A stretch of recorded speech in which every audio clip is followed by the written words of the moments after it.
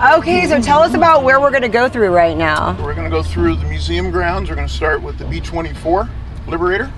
This airplane flew during the Second World War, and there's only about less than 20 on display anywhere in the country, and we're very lucky to have one of them. How big is this entire property, or the whole field? We're sitting on 38 acres, and we've used just about all of it. And even after they closed yes. The base? Right. And so tell us a little bit about that, how you've been around since 1981 right. here, and when did they close the base? We closed the base in 95. Okay. Because they have to get rid of so many. All right, correct. And it went through the BRAC, and the government decided, the Pentagon decided to close the base and to save money. And this happened to be one of the bases that got closed. The museum survived because it went into a foundation, and so we basically went independent. Now this airplane you see in front of you is the Vulcan bomber. There's only one, and we've got it. This was known for the B52 school? Yes, this was the B52 school. The only one in the country at one point. If you were going to fly B52s, this is where you came. How long did that go on for? Till 1995. So the whole time it was open. So for Correct. 14 years, this was like where you went? Well, no, since the 1950s. Yeah, the base has been here since the 1950s. The base has been here since the 1950s. The museum just since 1981. Okay. Correct. Yeah, the museum started out with 7 airplanes. And, oh my! Yeah, 7 airplanes, and we grew to 70. So what's this one? This is the B-18 Bolo, made by McDonnell Douglas, and it goes back to the 1920s. And there's so many. Where do we go? They're everywhere. Okay. This airplane coming up is in restoration right now. We're putting it back together. It's called the B-58 Hustler. There's 6 of these in museums all around the world, and we have one. We got this airplane from Knoch Air Force Base 2 years ago, and we're doing some restoration work on it before we fit it and put it all back together. So then these big airplanes you see, the C-47 and the C-46, they're World War II transport airplanes. So where's the one from, like the show MASH? There's got to be one of those around here. That one is down at the restoration hangar, oh, which you will see later on today. There's the B-52 in all her glory. Okay, so how old is this B-52 that we have right here? This airplane was built in the late 1950s, and it served probably up to the mid-70s. So it's got quite a bit of hours on it. And then when the base transferred over from D's over to a newer model, G's, then we got this one from the base. So it never went to the boneyard at all. And what are some of these smaller ones? Okay, this is called Fighter Row, and these airplanes are Korean War vintage. Okay. Wow. So only 2 people could really fit in there at a time, right? Just one. One. Depending upon the model of the airplane. This particular one, yes, it is 2. The F-80, which is based off of this one, is a single seater. That served in Korea. And then the F-84, the F-86s, those were all Korean war fighters. So the B-52, what could you transfer in there? Because it's a larger plane. What did you guys carry in there? Well, this is a nuclear bomber. So it was just only like about 2 people were flying, and then that's what it was carrying? No, this airplane would fly 4 people, and maybe with a relief crew, depending upon how long the mission was. Some of these guys would fly 12, 14-hour missions.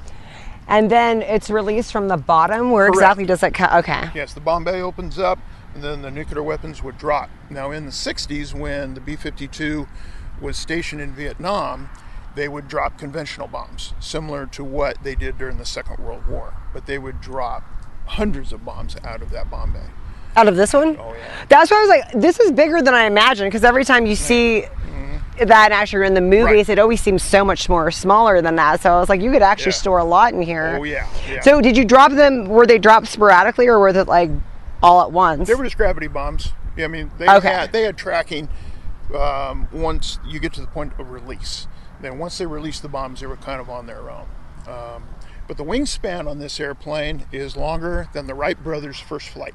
Wow. Yeah. This is the landing gear. Your bomb bay door goes from here all the way back to the second set of landing gear. Oh my. Right. So you can tell that that's roughly 40 feet. So how much could this hold weight-wise? A tremendous amount. Well over 80,000 pounds of mass. Yeah. And this is actually, the Hound Dog that you have here is actually one of the first cruise missiles. Air-launched cruise missile. So it's a missile with a jet engine. Interesting. That must have been pretty scary to fly in there knowing what you had, because if the plane crashed, I mean, that caused a nuclear explosion. Yeah, we have one volunteer that has well over 600 missions in one of these airplanes in Vietnam. Yeah, he was a tail gunner. Wow. Yeah. Because there was only a few people that could actually really fly these, right? Yeah, there was quite a few people who actually flew them, but there were a lot of guys who flew B52s and KC-135s, which was the refueling. How many flight hours did you have to get in it before you can actually go on a mission? Boy, you know what? I'm going to say probably at least had to have 50, before they let you take one over. Okay, what's the significance of the Seventh Heaven? Well, that's the name of the airplane. Okay. They named it Seventh Heaven, and then the mural is just because she's heavenly. Yeah. So who painted that on there? We had that mural painted on decades ago, and we've saved it. We've been able to save the whole thing every time we do a repaint. And this airplane is a C-47, and it flew during the Second World War. The Second World. What was this transporting, and how many people could fly it in this one? There's 2 pilots and a navigator, and they could fly anything from troops to supplies. Oh, okay. Yeah. Yeah. My grandfather worked on these at McDonnell Douglas, or at Douglas in Santa Monica before the war. Oh, wow. Yeah. So, but yeah, it's really one of my favorite airplanes because that's what he worked on, back in the day. How fun. Yeah. Okay, so you said there's 70 planes down here? Correct. 70 Wow. planes. Yeah. And they go from the 1920s all the way to modern day. So what happens every year? They are like, oh, we'll put a plane in this museum, or when the museum raises more money, you guys get a new plane? Correct. We acquire the airplanes as they come available, and there's a lot of museums that have gone out of business since the 1990s, so we've been able to acquire quite a few. Oh, that's nice. You inherit some. Do you have to pay for them every time, or sometimes they're like they donate one? Sometimes if they're flown in, all we have to do is pay for the demil. And then, what's that? Well, they go through, they demilitarize the airplane, took all the seats out, and they just make it to where it can't fly anymore. It's the B-36 bomber, largest Air Force bomber ever produced. Ever? Why? What? How large is it? This has got a 230-foot wingspan, and it's a little over 190 feet long. It's actually bigger than the B-52. Now, this airplane is an actual Thunderbird airplane. Okay, we received it in the mid-'80s, and we got it put back in its rightful colors. And so this airplane did fly with the Thunderbirds. It was number 5. How exciting! Yeah. Back, and it flew in the early 70s. So right now, are all these planes unflyable? Correct. There's not one that can. Right. There's only a few that are actually flyable, that they could be brought back, and one's the SR-71. Do you think that will ever happen? Will they bring it? No.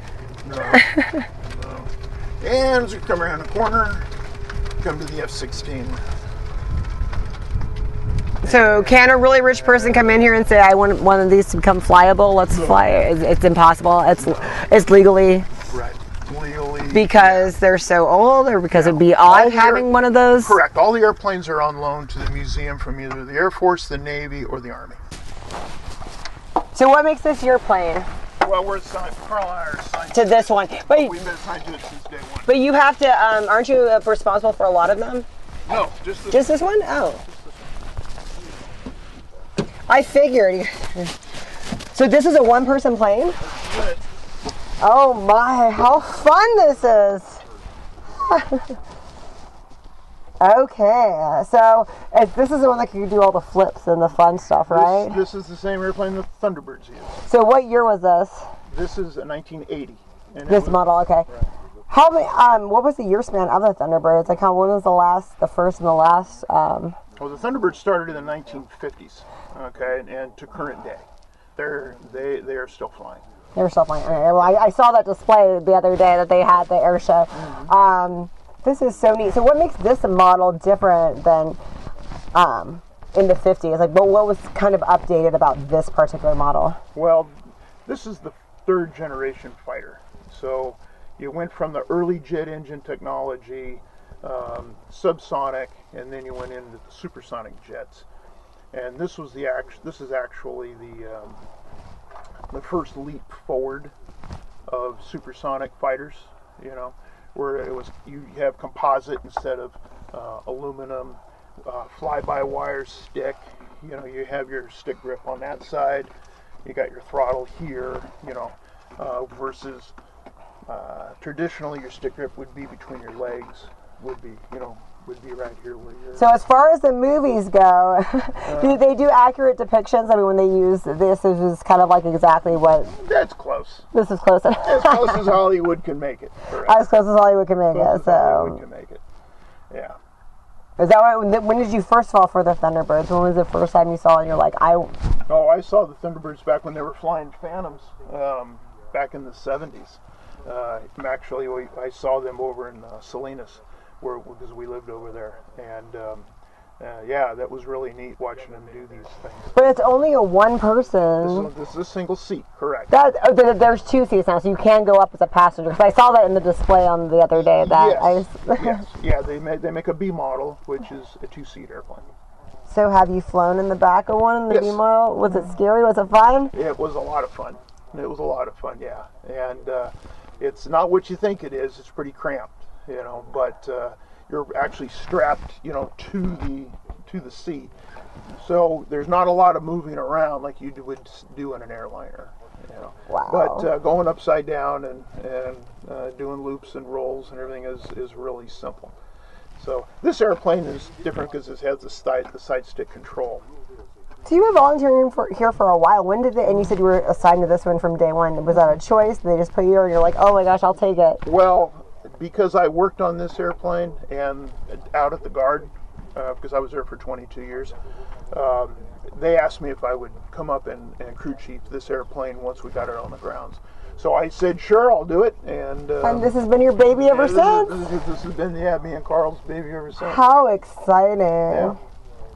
So we just went through, we just cleaned the entire cockpit, we restored all of the switches on the inside. We got a few little minor things still left to do, but yeah, it's really coming along. It's been out on the grounds now for 4 years. And there's is this a radio just to communicate with people, or Yes. you can actually listen to music? No, that's just strictly communication. So Top Gun, when they had the music on, it was just That's it was the Hollywood, yeah, right? That's Hollywood, yeah, that's Hollywood. Oh, this is so awesome. It's not as it's cramped, huh? Good thing you're thin. So when you do these tours, do people come in to, they get to sit in there too? No. Just me? Just Awesome.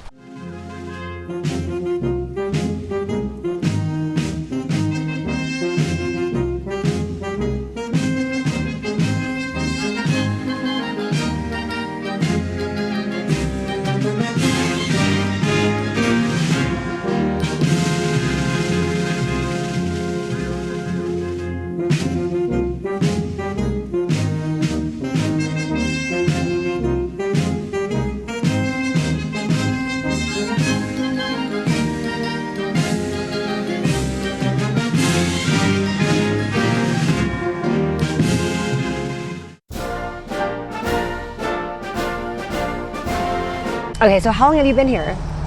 Well, I was here in the Air Force in 76 to 79. Wow. And then I went away to fly with United Airlines for 26 years. But I've lived in Merced the whole time. So I've been a volunteer here for several years. And when we got this airplane, I was kind of attached to it. So I've been a docent on this airplane now for about 4 years. How was it though going from the Air Force to flying commercial? I heard sometimes that can be a little bit more boring, monotonous, because you're doing all these cool planes and then it's the same. How was the adjustment? It wasn't bad. It wasn't bad. Yeah, it wasn't bad. It was kind of nice. It was a nice change of pace. Yeah, it was. Yeah, so I enjoyed it a lot. So what are the different kind of planes you've flown during your career? Well, I've flown C-133s, C-123s, KC-135s, and then 727, 737, 757s, and 767s. So what's your dream that you would like, if you could fly any plane tomorrow, what would be that? Oh, I'd get back in a fighter. I'd fly his airplane now. Yeah, that looks the most fun. Have you flown in the back? No. Really? Yeah. So I never did any fighter except when I was pilot training. Because he said he went in the back one time and he got to do that. So, and I saw them do that the other day and I was like, that seems like such an experience. It would definitely be an experience. An Air Force One. What year is this Air Force One? Well, this served at the 89th Airlift Wing. The 89th. This served at the 89th Airlift Wing? Yes, Military Airlift Wing at Andrews Air Force Base, which is the Presidential Support Unit. It was there from 1975 until 2005, and only 2 presidents served on it, and that's flew on it when they were Commander-in-Chief, but numerous other Who were the 2 presidents?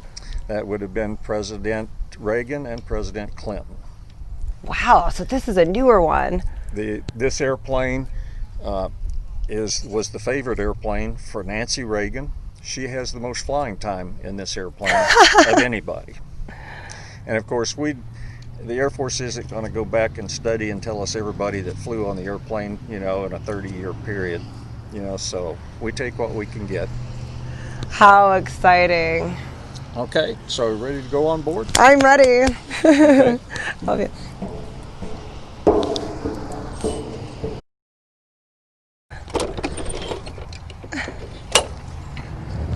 Oh, yay.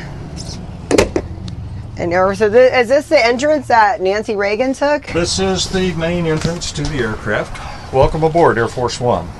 So who is specialized to fly? We have a pilot and a co-pilot. We have a pilot and a co-pilot. All of the people that fly these airplanes go through a rigorous security interview. breach.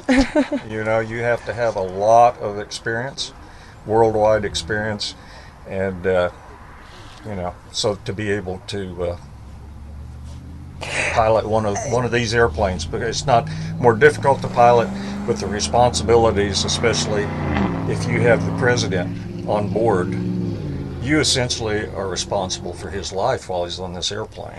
What about the last minute flights and everything? Did you have a pilot all the time on hand where they just had to be prepared for like, oh, we're going to do this happened, 9/11 happened, now I have to fly here. I mean, that's a bad example. They stop flights, but another crisis where you have to go somewhere the next day. Were the pilots on hand at all times or for this plane? My experience is that you had to live within 20 minutes of Andrews Air Force Base. Okay, so you do have to be on call. I'm talking back in 1971. You had to live within 20 minutes of Andrews Air Force Base. You could not live across the river. Okay. So you had to be ready to fly 20 minutes after you got a phone call. And they probably had about maybe a few on staff, or because I imagine they'd have to go on vacation or out of town at some point. Yeah, you can't. they have. Yeah, they're going to have people ready to go. The airplanes are ready to go. There's more than, there are 2 747s. There were 3 of these airplanes. Right. And then there are several other airplanes in the fleet. And who chose for this to be Air Force One? Was it built with that intention or it became an Air Force the One? airplane was never intended to serve as Air Force One. It was intended to serve the Pentagon officials, first ladies, Pentagon officials, senators, congressmen, that sort. That was the intent when the airplane was built. So how did it end up That is becoming? why, pretty much why only 2 presidents actually flew on it. Why did they choose to? I mean, how did it end up becoming an Air Force One? The Air Force had DC-9s in the inventory at Scott Air Base, Illinois, and they served as medevac airplanes. Mm-hmm. The Navy also had a fleet of DC-9s. So they had knowledge of the capability of the airplane. And at that time, the president was flying on 707s, which required 10,000 feet of runway. But as we progressed from the 70s through the 80s, the 90s, everybody was flying more and more and more. And so now the president wanted to be able to go to smaller communities, but couldn't do it with the 707. Actually, this airplane would carry as many people as the 707 did, because the 707 had, more fancy stuff with a kitchen and things like that, as opposed to this. So it wasn't until 1995 that really became where the president used it more. Why did Nancy Reagan favor this one so much? Was there a reason? If you look at the tail number of the airplane, the last 2 digits are 81, and that was the year that Ronald Reagan was inaugurated. And the first 3 numbers of the airplane, and this is just kind of conjecture on our part because she didn't tell us this, but the first 3 numbers of the airplane would stand for John 3:16. And that was her favorite verse. So, we we never got to talk to her about that. Oh, wow. That's just, some things that we'll just go in the little entrance way. So this is where we can have a little caucus. I love it. This is the executive section of the airplane, and we have 10 seats in here with seat belts. There's a door at each end of it, so this could be the president's office, or it could serve as an office. It could serve as a conference room, and the couch makes into a bed, so you had that capability also.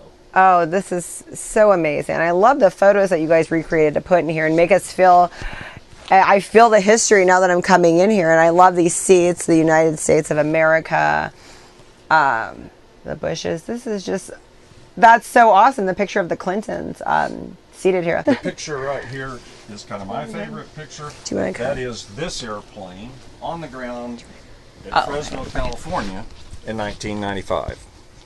And so... Oh, so that was in 1995, and that's... Wow. So that's the very airplane that you're standing on. So. And it's funny, it returned not far off. That is amazing. Yes. And these pictures are just so... It's fun to see people actually having fun on it, because this is like what I imagine, too. It's like, is it always fun, or are these laid-back moments, or it's always serious, all business? And you can see that they have laid-back moments. Oh, I'm sure if this airplane could talk... That would be fun. We have quite a few. Oh yeah, this was Clinton's airplane. The pictures you see here are pictures of people that we know have flown on the airplane, and obviously the Air Force, like I said, they're not going to research records for 30 years to tell us everybody that was on there. They've got more important things to do. This is so amazing. I love that they could just sit here. So 3, and then they could probably easily move another seat in here. Did they do that sometimes?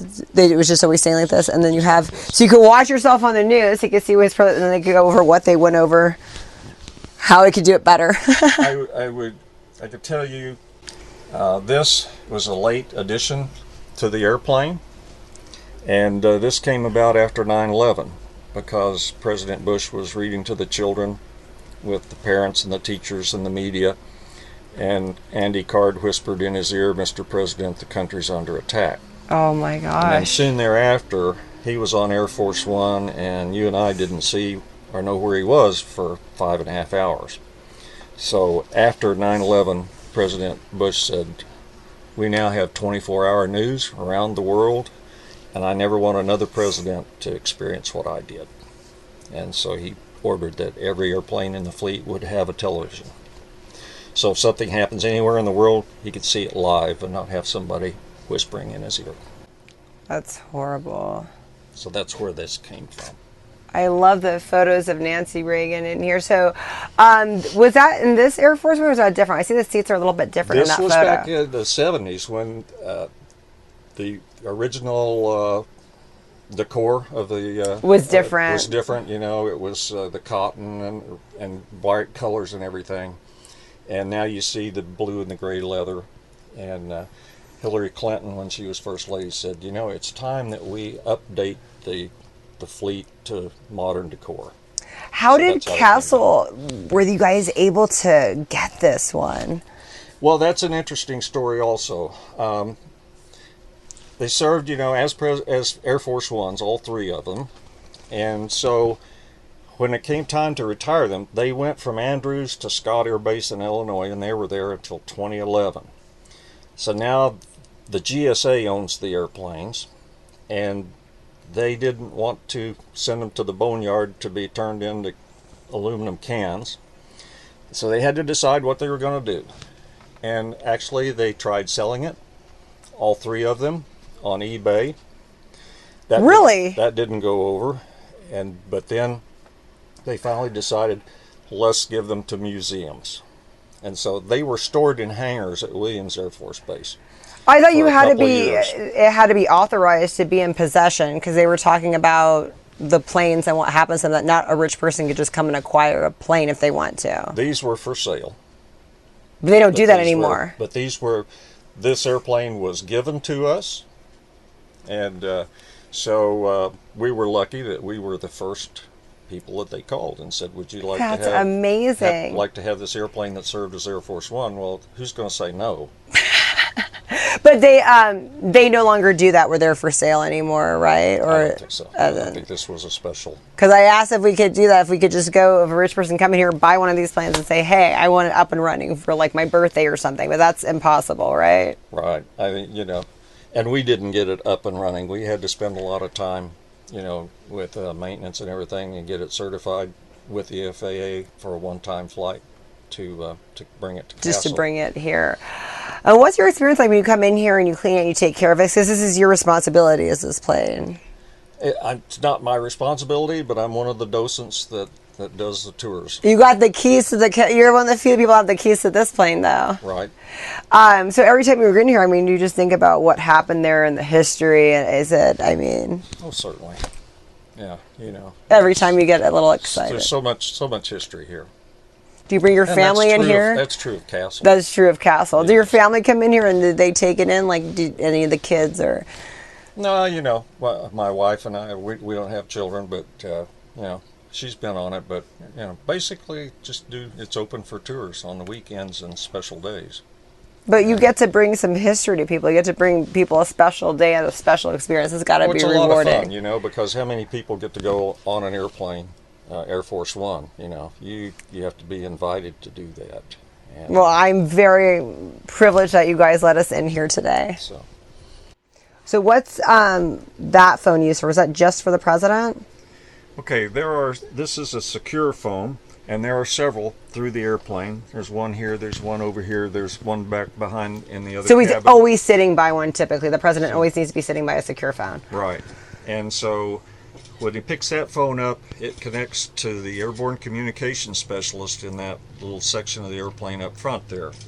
And he has the ability to connect the president or whoever's sitting in this seat to anybody in the world. Pentagon, and do it quickly. Yeah.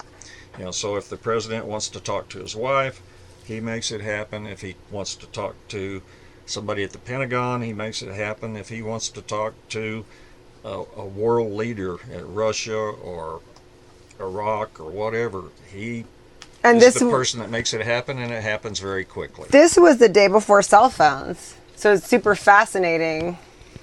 It was advanced for its time, yes. Very advanced. Wow, so how many people could be on here at one time? So this airplane has 46 seats on board, and this portion of the airplane is the main cabin, and the folks that you would find seated back here are going to be additional aides to the VIPs that are sitting in the executive section. You're going to have additional security people, especially when you have the president, vice president, first lady on board. And then you have the press corps, and if there's any room left over, invited guests. So that's who was seated back here. This is essentially a DC 9-32, and when these were manufactured down at Long Beach, California, these 3 airplanes were in the center of that. So the airplanes in front of them were for airlines. The airplanes behind them on the production line were for airlines. And so these airplanes in commercial service had no first class. The seats were smaller than this, and there were 2 an aisle and 3 seats over here, and some of the airplanes had a capacity of over 100 people. So when you look around, with us in here, imagine 100 people in here. So it was, so all of the seats are essentially first class. The pitch has been increased between them. So, and you can see, we even have, at the age of the airplane, it has 110 volt electricity, and where you can plug your computer into the Ethernet. How many miles does this plane have on it? Oh, that we don't have any idea. Really? It doesn't have that many, because they weren't used, as often as a commercial airplane would be used. So if you compare this to an airplane commercial service, this would be like a new one almost. But this went out of the country. You said, did it go to Moscow and like other places, or It did. Yeah. It did, but it didn't do it nonstop. So this I see what you mean. This airplane, if it went to Europe, would be island hopping, empty to get there. And again, because if you've been to Europe, most of the airports, especially in those days, were very small runways. Yeah, so that's how that happened. This airplane, the range of it could not go coast to coast with a load of people and everything. So tell us a little bit about the back of the plane. We'll travel back. So in the back of the airplane is the galley, and of course on a ship or an airplane, the galley's the kitchen. These 2 seats right here are kind of special because they're different from everybody else's. And we found out that these 2 seats were reserved for the air police. And so when this airplane flew somewhere and everybody gets off, they secure the airplane. When everybody's off and they do the... So they're responsible for the security of the airplane. So if the airplane would spend the night, they get to spend the night. Wow. Everybody on this airplane, and just like any Air Force One, were served with china, crystal, and silver. And this is the china cabinet, which was stocked with 50 place settings of china. So this galley is a little different. It's a lot different than the galley that you find on a commercial airplane. These were the dishes that were served, I imagine. These pictures you're seeing here are pictures of food that would be served on Air Force One today. And the 747 has 2 full-size kitchens, but look at the size of the plates. And if you look at our kitchen, see our giant microwave, we have 2 coffee makers, 10-cup coffee makers, and we have a convection oven that has 6 shelves, but they're very small. So there's no way you're going to prepare this kind of food on this airplane. You would have nice food and everything. But so when you fly today, everything's paper and plastic, and they collect it and they throw it away. Right. On this airplane, everything's china, crystal, and silver. It doesn't get thrown away. So a lot of this is storage and specialty storage. So I like to show, you won't find that on a commercial airplane for your silverware. And here is to keep the crystal stemware from rattling and breaking. What was served here? Because if they didn't have the kitchen in here, what were they serving on fine china? It would be nice food, but it would be simple. It wouldn't have to be, something that could be microwaved. Totally prepared on this, Okay. So, I would say that for breakfast you were probably going to have coffee, juice, and pastries or something like that. For lunch would probably be some kind of a sandwich or salad or something like that. So have you met some of these pilots for the Air Force One? Only 1 or 2, and we have the gentleman here that lives in Madeira, and he was the factory representative for Douglas for 5 years for these 3 airplanes when they were there. So he has given us a lot of knowledge about it. We have a gentleman that lives in Winton who now has a computer business, and he was a mechanic at Andrews on these airplanes and all of the airplanes, you know, for 7 years. And so we find out when President Obama took his family to Yosemite a couple of years ago, we had Air Force One, the 747 here at Castle for a couple of days, and we had 10 crew members from off of that airplane that came and visited us, and so you get a wealth of knowledge from those people. One of them had actually served on this airplane. So. Wow, that's so incredible. Thank you so much for taking us on this you're journey. welcome.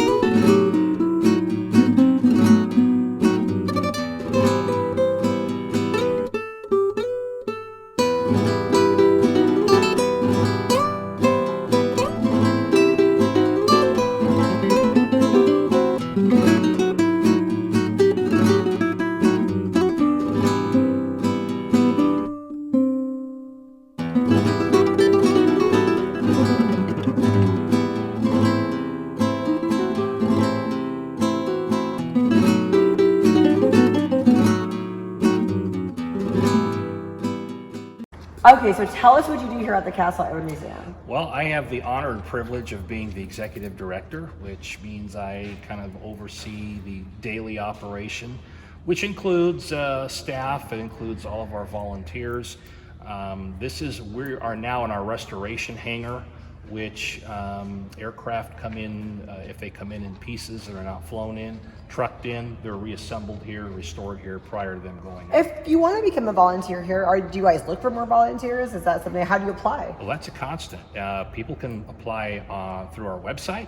They can also call us. You have to be knowledgeable on stuff there. I can't be a volunteer. Anybody could be a volunteer. You know, we have a dedicated group of fine gentlemen here that can learn anybody on this. Do they want someone like me that doesn't know anything, like, what's that? Oh, that's the lever. Well, you can run a sander, or you can do all sorts of things, you know.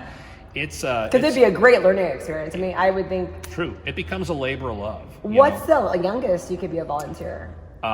Somebody who's 17, 18. Because I would think you'd get some. All the way up to, we have people in their 80s who are volunteers.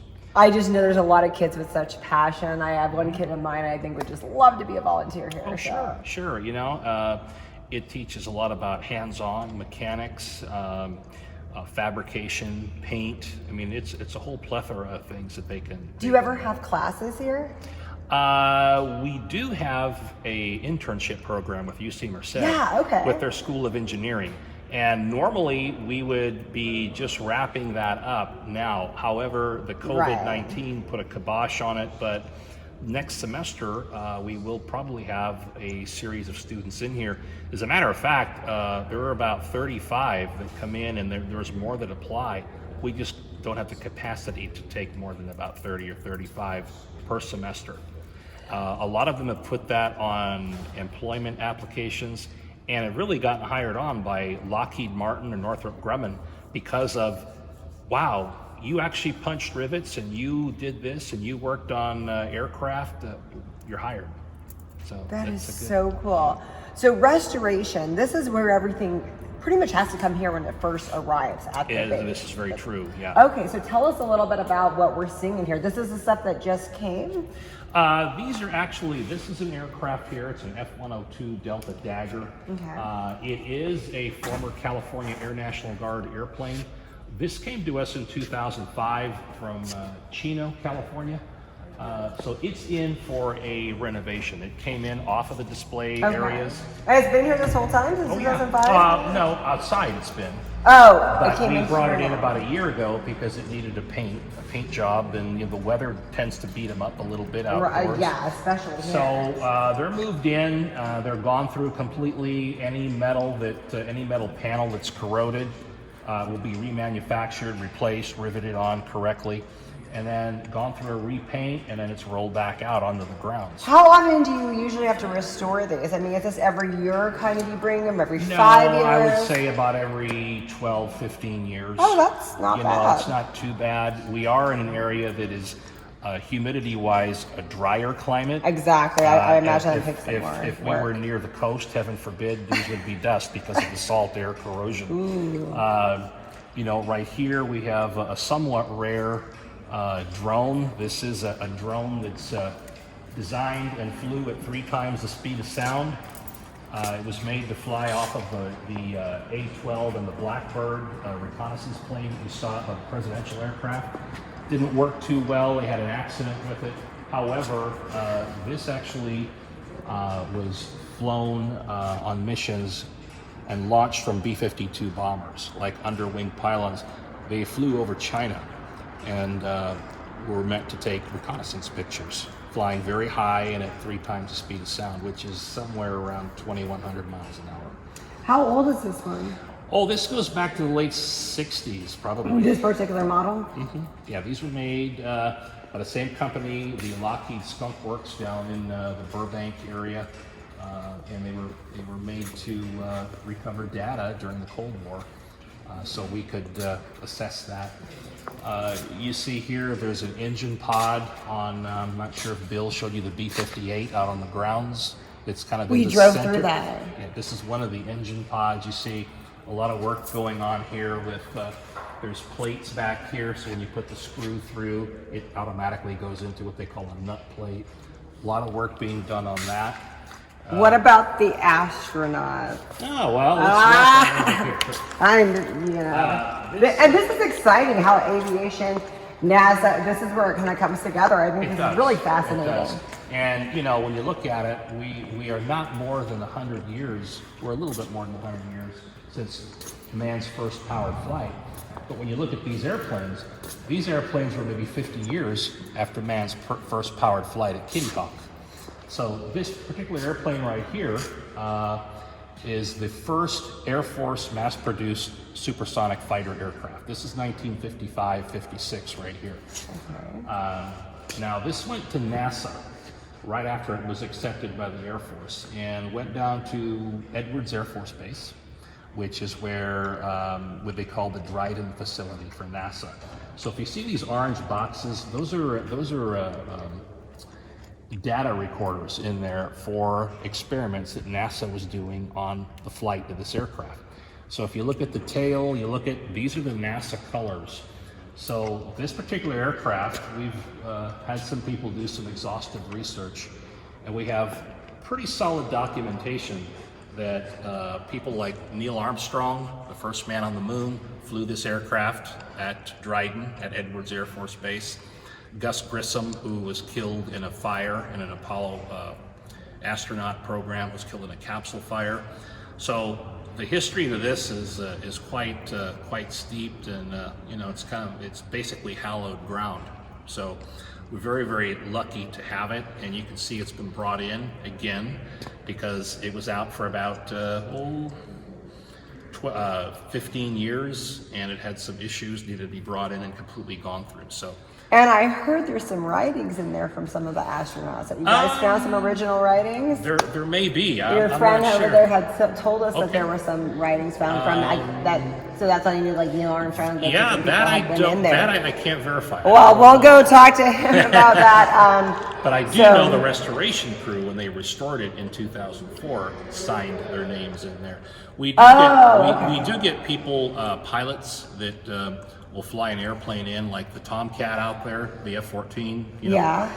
When the pilot and his reconnaissance or radar intercept officer flew the airplane in 2005, they actually signed their name in That the is cockpit. so So we clear coded that because that's part of history. Nice. So what did they think about this when they had this there for that long? Because it took quite a while for it to get to here. It did. So what were they doing the whole time there? Was this... They would flight test this. They would flight in various attitudes, various speeds, and pass that data on to be used in the design of future aircraft. Now, it spent a lot of time at NASA. It actually ended its NASA life at Moffett Field over near Sunnyvale. And in 1972, it was towed to San Jose State University to be used at their aeronautics research division, which aeronautic majors used. The only thing they used the airplane for was hydraulic testing. And in the early 2000s, the college was downsizing that department. So they knew that we were interested and they offered the aircraft to us. So lo and behold, here it comes. And I happen to know an air traffic controller at San Jose International Airport at the time. And he was saying, where did that F-100 go? And I said, I'm glad you asked. It went to Castle Air Museum, because he had a lot of airline pilots that would look over and ask, where'd that airplane go? So That's incredible. yeah, so it's kind of a long and twisting story, but that's the case with a lot of the aircraft out here. The history, I mean, Yeah. they've been alive longer than us, some of these planes, so true, that's yeah. why they would have a long and twisted story. Yeah, they do. You know, these are 50s era aircraft. I see you guys take a lot of time in the restoration, and since they're not flyable, what's the point? Do you just want the engines to look like for the sake of showmanship, for the sake of teaching people? Because I see you keep everything, Right. You're so tedious on all of Right. this. Well, the goal is to make it look like it's still flyable. Okay. And as historically correct as possible, and we are the teachers of history. Right. So if something is incorrect, then we're not doing our job. Our job is to have it replicate and look as it did on that flight line, with as many of the original instruments and parts possible. And in some cases, we have to fabricate that. Because, you know, let's say if this airplane needed something, you know, it's an airplane that, you know, parts haven't been made for it in decades. In decades. Yeah, So, I imagine. believe it or not, there are a lot of sources out there where we find things, and it may be in Texas, or it may be in Southern California, or New Mexico, or Idaho. It just depends what warehouse may have this, you know. And it's surprising sometimes. You'd be surprised what you could find on eBay. So how long have you been here at Castle? My involvement started back in, I believe, late 1987 as a volunteer. Oh, so you've been here a while. And then it was kind of funny because I was asked to be a board member, and that was in the early 90s, and I was congratulated the night of and said I brought everybody's average age down by 35 years at the time. But it's been a rewarding experience, and in 2005 I submitted a resume.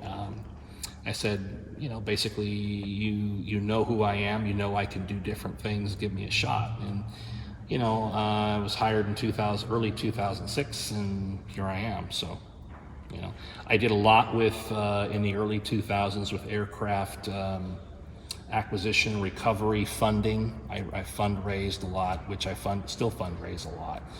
A lot of people don't know. Some people think we're supported by the government. We're not. I was we told are that. a private, self-funded entity, not for profit, and so it is a constant battle. You know, to find the dollars, to find the interest, the support. We really would like to bring a lot of these aircraft undercover. In a building type of thing. So we have some options. We do have a very generous member who's offered $1 million match, which is on the table. So if any of your viewers out there, or 10 of them, want to kick in on that, we can match that $1 million and start to bring these indoors out of the elements. Once they're out of the elements, there's no more having to bring them in and out and continually restore. So that's what we're shooting for. We become an all-weather venue, and we could have hands-on exhibits for kids to come and learn, how airflow acts over a wing or something like that. What were some of the most exciting guests that you've seen in all your time here? Because you've been here a while. I know I was with Jim Patterson. I was a lot. That's and that. Sure, Jim Patterson, great guy. We've had people, veterans. Colonel Bud Anderson, who is 98 years young now, flew with Chuck Yeager during the war, World War II. Was a very highly decorated triple fighter ace. He's been here several times. We have had, I had the test pilot of a very futuristic bomber during the 60s, the XB-70 Valkyrie was here. We've had political guests, Assemblyman Gray, Congressman Costa, it just kind of goes on and on. But the people you meet, sometimes unexpectedly, are very, very, it's very rewarding. That's incredible. So you have this $1 million donor, so we need to get $1 million together so they can match it? We do. Wow, we've got to get on some work. We have some ideas coming up too. So when you guys are up and running, beyond this, what's going on right now, what are the days? I know the Memorial Day weekend and Labor Day weekend is when most of the planes are open and we can do that. Right. And we are open. But our Memorial Day event, our open cockpit, unfortunately, due to the coronavirus things and social distancing, has been canceled. However, our other open cockpit, which is Saturday, September 12th, will be a huge day. And usually about 40 of the aircraft are open for viewing. Amazing. And you have, knowledgeable docents, like Bill and Carl, for instance, that are at the airplane that can tell you all about it. You can peek in the inside. You can see what makes the airplane work. So that's a huge day for us, one of our largest fundraisers of the year. We also have a fundraiser coming up on September 19th, which is a dinner fundraiser with a very highly decorated Vietnam War fighter ace named Randy Duke Cunningham. He's coming out from Arkansas. They'll have a book signing, but it's a fundraiser to raise funds for an F4 Phantom that's painted all black. It's a very famous Navy airplane stationed at Point Mugu down by Oxnard, and it had the white Playboy bunny on the tail. It was the squadron commander's airplane, and they actually had to get permission from that entity to use that on the airplane. So we're raising money to get that airplane. It's a one-of-a-kind paint job, so it's very unique. Oh my. After that, we have a wine and beer tasting festival on the grounds, October 10th, and that's called Corks and Kegs. I'm there. Let's do this. And that's a joint fundraiser with us and the local Kiwanis that meets here. So yeah, we have a number of things that are coming up, and then.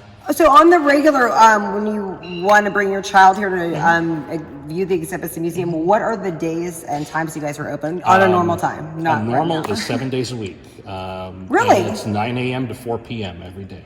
Oh, that's We great. do take our last admission at about 3:15 or so in the afternoon. That's amazing. So people that are in town to visit family vacation, that's super accommodating. Oh, absolutely. And then the presidential aircraft is open, weather permitting, every Saturday and Sunday. Okay. From That 10 to is 3. really good to know. And then, as far as the fundraising, this is great. We're so lucky to have such a historic. And it's right here. This is the largest collection of military vintage aircraft that you'll see on the West Coast. Wow. So, other museums have military aircraft, but they also have commercial aircraft and general aviation aircraft. Right. So it's a whole, but this is solely military aviation. Yeah. Love it. Well, except for the Air Force One. Well, yeah, true. But this is so fun. Thank you so much. My pleasure, Sparkle. Thank you. Hope you come back and see us soon. Oh, I'm going to be for beer and what was it called? The kegs? Corks and Kegs. Corks and Kegs. I'm going to be here for that. October 10th. October, my calendar. Good. Very good. Yeah.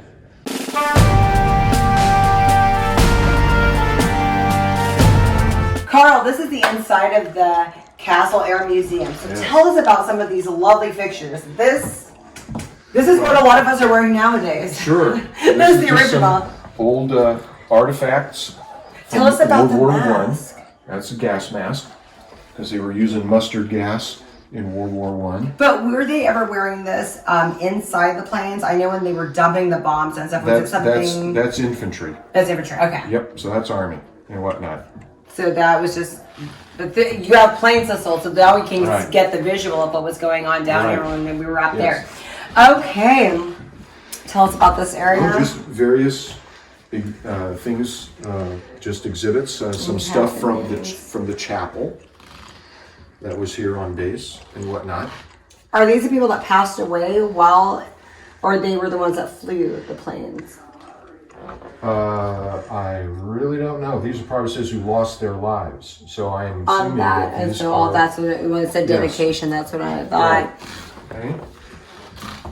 There's The end of an era. end of an era. That's the base chapel right here. And Bill and I were privileged. We were here to attend the last service that they had in the chapel back in '94 when they closed the base then. And so here's some uniforms from World War II. And this is so neat. This is where they put the manuals. Mm-hmm. This is all. And this looks so good. I mean, you could tell this was. Right. CBI, China Burma. And I India. love that name has like worn off. That you guys Mm-hmm. did try to restore it because that adds to the vintage. Just so neat. Well, painted on leather and whatnot. We got another gas mask. I'm telling you this. This is the past, and Yeah, now it's this just our is, future. This is an oxygen mask for a pilot and whatnot. So that's the one. Okay. That is an oxygen This is the mask. right one. Now. Yes. Okay, I get it now. And American flyers loved to get a hold of a British oxygen mask because Why? the Brits put chamois. You know, the stuff you can mop your car up with. It's sheepskin, very soft sheepskin, and they put that on the inside. Oh. And so it was comfortable. Ours didn't have that, and that thing would chafe after a couple of hours. And you were up there for 8, 10 Oh hours. gosh, and yeah. so- I think we're all learning how uncomfortable it is to wear a mask all day, so You we bet. can only imagine what that's The like. hot ticket was to get a British air mask because it was much more comfortable to wear. Jimmy Doolittle. He commanded the group of B-25 bombers who flew off the deck of the Hornet in April of '42 to bomb Tokyo. And Stephen King created this display. Where do you see? Doolittle Ray display and arrangement by Yes, Stephen King. not the author. Not okay. Not the author. Different Stephen No, King. Yes. That was interesting. Right. Okay, so this is exciting. Where Hollywood meets Mm-hmm. Atwater. So tell us about the making of this Natalie Wood film. I wasn't born yet. So as the sign says, it was filmed here, or at least portions of it were filmed here. And you can see in that picture next door to Natalie Wood on the nose of that airplane, the city of Turlock, which is just up Highway 99 from here. This is so incredible. That's very interesting that so much history has not only happened with all the planes that are now here, but now there's actually a lot of history being created here, and that's got to be really exciting. Did you like the film?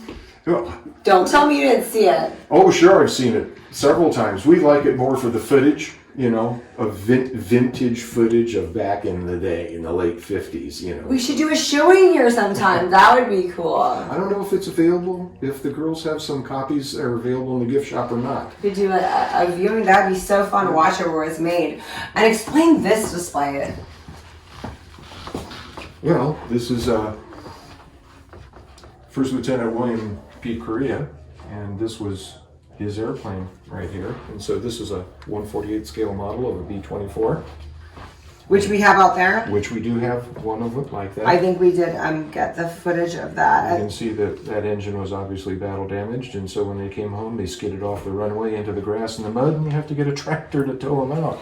This was the one with the long wingspan, right? Yes, called the Davis. Because you have two wing. long wingspans out there. Is this Yes. the longest or the second longest? I would have to consult a book to see which was longer. That was longer. The B-24 had a longer wingspan than a B-17 compared to a B-29. I'd have to check that. But that wing was built for cruising long range. It was a little delicate though, so it didn't take a lot of battle damage, whereas a B-17 could take a lot of damage and still keep. And that was the one that could actually hold a lot more weight. That would hold more bombs than a B-17. Oh! But the wing was designed wing was- for cruising, therefore long range. engineering is compromise. It's a trade-off. And tell us about that. Some more uniforms. And another gas mask. That's another oxygen mask. Another oxygen mask. If it's got a hose coming off of it, It's the oxygen, the gas. it's an oxygen mask. Okay, so Air Force One. We got the special Air Force One China. Which you probably saw some of the other stuff on board. So there's still China on there too? He didn't show us the China. He showed us where they store the China cabinets. Yes. So explain us. I didn't even know they made a special one for that. That's so awesome. Oh, yeah. And then you have the special Air Force One pillow. Oh yeah. And little things like that, we have to be very careful because stuff like that can disappear. Sticky fingers and so forth. And so nice things like this, we don't normally set out. Because I'm not going to lie. I would love to have one of those in my bedroom and say, everyone, here, look.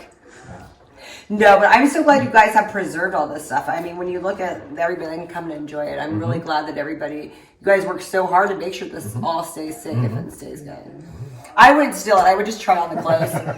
That's really, I want to try on all these jackets. I got to be honest with you. That's the one I'd be like, oh, let me get this out. Let me take a picture with it on. That would be my thing. Over here, we got the Nazis over here. Tell us about the Nazis. Well, it's a German uniform. Okay.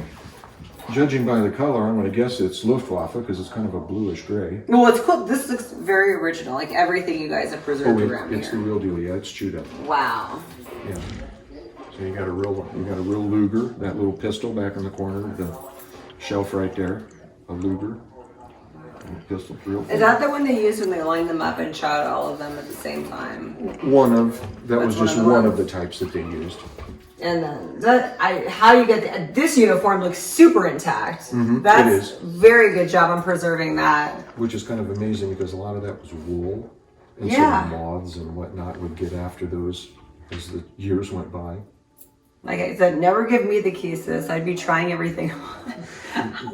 That would be World War I.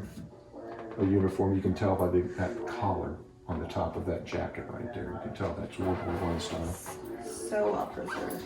And ladies, WASP, the Women's Air Service, or what was that? Forget now. Because there was another one, the MAAF. That looks my size. Okay. Like I said, never give me keys. Oh man. And this one, and these are all donations. If you're looking about the inside of the museum, Yes. most of these are donations. Sure, yes. Did you guys search because you wanted each era? Sometimes we do. You know, we go looking for stuff. This is a link trainer. So you would sit in this and they would put the canopy down and... How small was that? Because I'm very small and I feel like these are tight quarters for me. Is this like being a jogger? We got to be a certain size to be in here? Sometimes, yes. Right? So here's just a couple of pictures of what it would look like. I mean, he looks like an average sized man, so. Okay. That's a flight simulator. Yeah. That's what it is. But this is a small. Flight. Yes. They don't make him this small anymore. So this is back. This looks. Link trainer. This is 1920s. Link trainers were introduced in 1933. Army Air Corps started using them around 1934. So this would have been dirt common during World War II. So before you went flying in the real thing, you would start in one of these. So if you have like vertigo or stuff like that, which if you can't survive this, you can't go out there. You would wash out of the program. General Frederick Castle. He died in 1944. Yes, so he was killed during the war. So who decided to name it after him? Was he local in the area? Congress. Yeah, it takes an act of Congress to do stuff like that. And they have a military base. It's an act of Congress. So they were. Right. So he was a very special man. So he was killed while leading the air division of B-17s. Yes. He was flying a combat mission. We have the B-17s out there. Yes, we do. What about? There's a 50 caliber machine gun. 50 means the projectile is a half of an inch wide. Again, don't give us the keys. The firing pin has been removed. Wow, look at those bullets. That is heavy They're artillery. big. Heavy artillery. So how many bullets are in these? In one of Well, these? it just depends on how big your ammo box is. And those links could then be reloaded again when you would get back to the base. You know, they So how much was this, do you think, was in this? Oh, there's lots. Not more than, it's about 100, you think? If you had to guess? Easily. You think there might be 200 in there? Easily, yes. So then you go out, you shoot your rounds, but then you reload them later. And then you can reload them. And that's what a cockpit of a B-52 looks like. Kind of like an airliner. And all of those gray handled knobs in the middle, those are throttles for the engines. What is this you're replicating of the B-52? Which your model is this kind of a I think this replicator? was a G. This is one of the later versions. It seems like there's more going on here than you had in earlier models. Well, Colonel McIntosh, retired in '68 out of Castle. He was a B-52 pilot for 4 years. He was an instructor pilot after that. He flew missions And he over was South Vietnam from Guam. Scotland? And so McIntosh, he was of Scottish descent. Okay. I'm guessing he was probably a member of the St. Andrews Society, which is for Scottish people of, or Americans of Scottish descent. It's like a big club, yeah. I knew a guy who was like that. Donnie's father-in-law.